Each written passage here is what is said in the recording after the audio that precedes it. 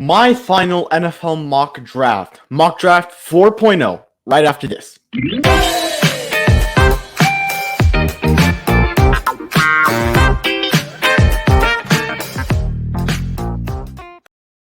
My name is Kevin Barral from the KO Podcast.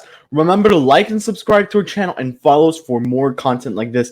Make sure you as well follow our social medias, which include Facebook, Twitter, Instagram, and Twitch. Please join our Discord server linked below. I'm going to have to change the link to the Discord server. I think the link isn't working. It expired pretty much. But mock draft 4.0. My final mock draft, this is, I think, the one I feel most comfortable with. I think 3 and 4 are the ones I feel most comfortable with. The worst one I probably did was 1. 2 was a little bit better. 3 was good, and I think 3 was great, and I think 4, this one's really good too. I do think I overpowered one team in general, but the team has so much draft capital, you just have to think about it like that. So we're going to go on with the first pick.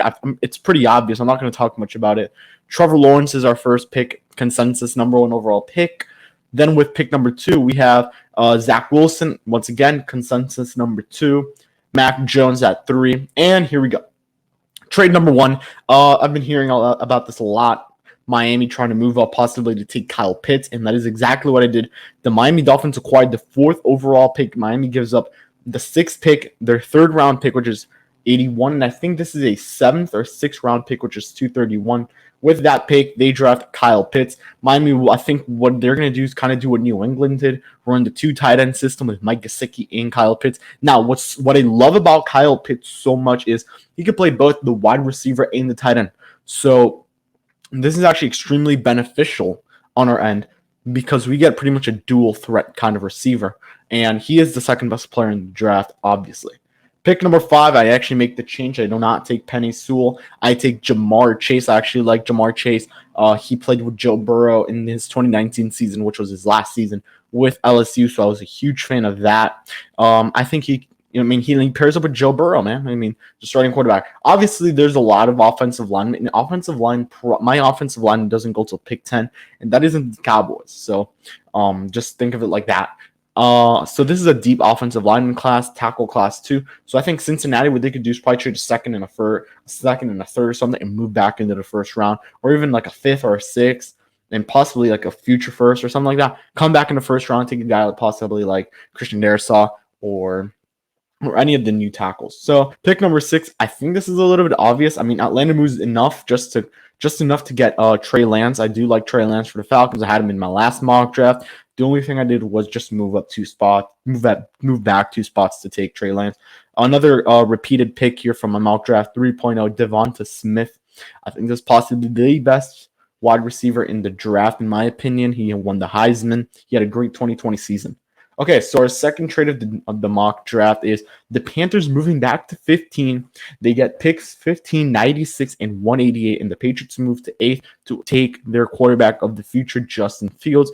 Now, I was looking for a trade partner, and I was really, really in between a couple guys. I was in between the Broncos, the Cowboys, but then I got the report. Miami's interested in moving up to get Micah Parsons. Now, I didn't give him Micah Parsons. I tried my best, but I was like 10 years in front. They're not going to try to move back because so many good defensive players in this draft. I think they'll just fall off. But after looking at mock drafts, I don't see the Broncos moving at all. So I did give the Broncos Micah Parsons in this case. I think Micah Parsons is a good fit for the Broncos. He's going to help out that linebacker core, which is not that strong. In all my mock drafts, I've had Caleb Farley pretty much. I think my 3 mock drafts, they've all been Caleb Farley. So this is the first one where it isn't. And here we go. We have a trade. Miami trades the 18th pick, their 3rd round pick, and I think this is a 5th round pick for the pick number 10, which they used to draft Penei Sewell. I think this is the best offensive lineman in the draft. It's extremely tight too. So just want to keep that in mind. But Miami, they get the protection and they get a wide receiver. They get an A+ draft if that's what happens. Okay. So I do have a pick swap here between the Giants and the Eagles. Made that happen just 1-for-1, nothing crazy. So I do have the Philadelphia Eagles moving up to 11 to get Jalen Waddle. In my opinion, the fastest wide receiver. He is a Tyreek Hill player. So I'm a huge fan of this, and it'll give Jalen Hurts an option there, a new target to work with. And then pick number 12, I think the Giants are going to take Patrick Surtain. If The Broncos I passed up and took Surtain there. I think they would probably right here, and this would where Michael Parsons would go. But I don't think that happens. I think Surtain goes here, Parsons goes. He's technically, I mean, it's been said he's the best defensive player in the draft. So I think that is what happens here. And then the second best offensive lineman in the draft, Sean Slater, goes 13 to the San Diego, I mean, LA Chargers, the Los Angeles Chargers. Great fit. Justin Herbert needs protection. He's going to be that guy. Now, I think the Vikings should move back here with this pick if they actually do make this pick. I think Elijah Vera Tucker goes here. Tucker will move back. I think he's going to drop a little bit, like 18, around that range where Miami is right now. So possibly could see Elijah Vera Tucker move down. So the Vikings move down. Pick number 15, I have J.C. Horn going to the Carolina Panthers. They need help at the defensive end. Wide receivers, I think they're pretty decent there. They have a Curtis Samuel. I think Curtis Samuel. Who was it? No, Curtis Samuel didn't leave. It was another one. Another one didn't leave. I know they have Robbie Anderson and they have someone else. So I do like this team a lot. To compete right now, not yet, but for sure they do have a head start with a rebuild, which is good. I mean, Atlanta would have it too now, so we'll see. Pick number 16, Greg Newsome, a new player entering my mock draft in the first round. Greg Newsome, I've been seeing him go in the first round in a couple mock drafts. And NFL Network. I also saw it going in PFF's mock draft. So I said, okay, Arizona needs a cornerback. Greg Newsome's the guy. Again, I have the Oakland Raiders making a trading back to 22. They also gain picks, and the Titans move up to take, I think, possibly the best defensive lineman in the draft, Kwity Paye. Kwity Payne's going to be the replacement to Jadeveon Clowney, and it's going to help him rebuild that line with Jeffrey Simmons. I think that's his name. So I'm actually excited with this pick. Pick 18, the Cowboys still get the need that they really needed this guy, Caleb Farley. He is possibly the third best corner in the draft. Huge fan of this pick. Cowboys making a good pick here. They move back and they still get a need, their biggest need right now, which is cornerback. Pick number 19, Ryan Fitzpatrick / Tyler Heineke get a new target in Rashad Bateman. He's one of the best wide receivers in this draft. I think he'll be the next wide receiver after Waddle, Jamar Chase, Kyle Pitts, and Devonta Smith. And then you have another wide receiver going right after the Chicago Bears get Elijah Moore. A lot of movement there. Andy Dalton needs targets if he wants to succeed, and I think Elijah Moore would be one of the big targets for him coming into the season. Okay, the most experienced defensive lineman from what I'm seeing and what I've been hearing is Azeez Ojulari. I have him going to the Indianapolis Colts. The Colts are ready to win right now, and I think this is a win-now player, a guy who's ready right now to just go out there and make things happen. Next pick, Trayvon Moehrig. This isn't going to change for me. I don't think it's changed at all in any mock draft. It's going to stay like that, guys, honestly. I mean, Trayvon Moehrig is probably going to be the biggest deal for the Raiders. The Raiders could possibly move down a little bit more and still take Moehrig. You just have to move down. They could have moved to 23, and they may have gotten at least one more pick in that round. So we'll see what happens. I think the Raiders are an easy target to move down, take a guy like Moehrig, or go in there and take a guy like Christian Darrisaw, who still hasn't gone in this mock draft. I expect him to go in the top 20 possibly. Okay, the first and only running back in the draft, Najee Harris, goes pick 23 to the New York Jets. This is the biggest need for the New York Jets besides the quarterback spot. I think it's a running back. They don't have a running back right now. The last time I checked, I think it was like Ty Johnson or something like that. Frank Gore, whether it was running back last year, he's not on the team. So this is the most obvious pick for a running back right here. Najee Harris, the best running back in the draft. Mark my words. Christian Darrisaw, pick number 24 to the Pittsburgh Steelers. Extremely tempted to put Travis Etienne over here from Clemson, but PFF showed that their biggest need was an offensive line, and I agree. Offensive line is a huge need, but I think running back is another big-time need. But it's said, always draft an offensive lineman before a running back or a wide receiver. People always say this. Now, this Jacksonville Jaguars pick could go either way, I think.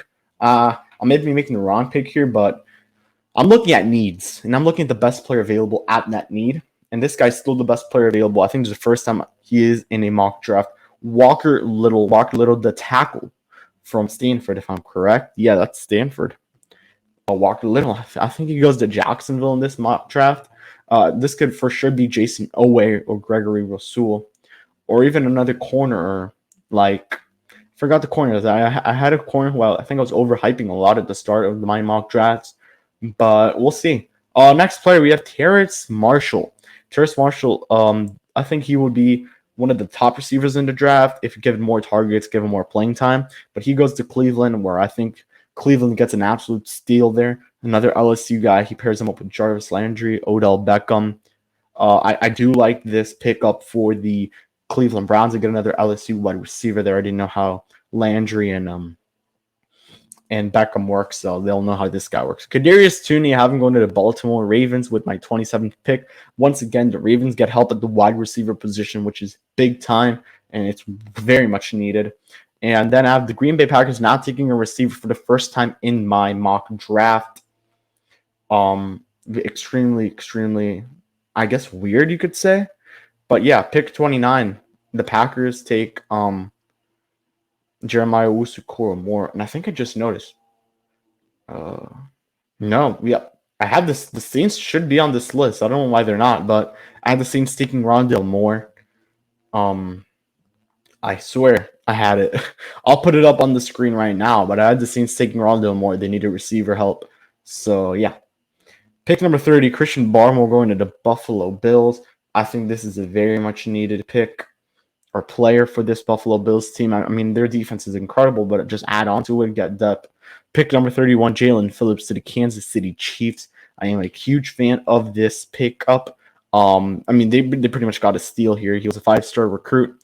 I think this helps out a lot. And with the final pick, you guys might hate me for this, but Kyle Trask to the Tampa Bay Buccaneers. Now, the Texas A&M quarterback could go here, but I think Kyle Trask is the 6th best quarterback in the draft. I really like this guy. Good player. Yeah, I'm sorry, guys. I don't have the Saints here for some reason. I'm going to pop up the picture right now. I could have sworn I had them.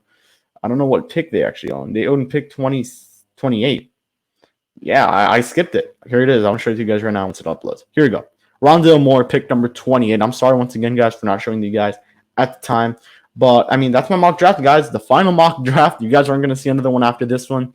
Most likely, I'll be dropping a lot of draft content, trying to go live 30 minutes before the draft on Instagram or right here on YouTube with Octavio Sequeira trying to talk NFL draft.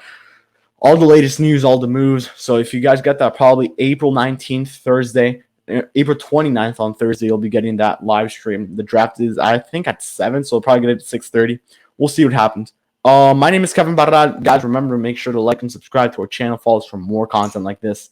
My name is Kevin Barral. See you guys all in the next one. Peace out.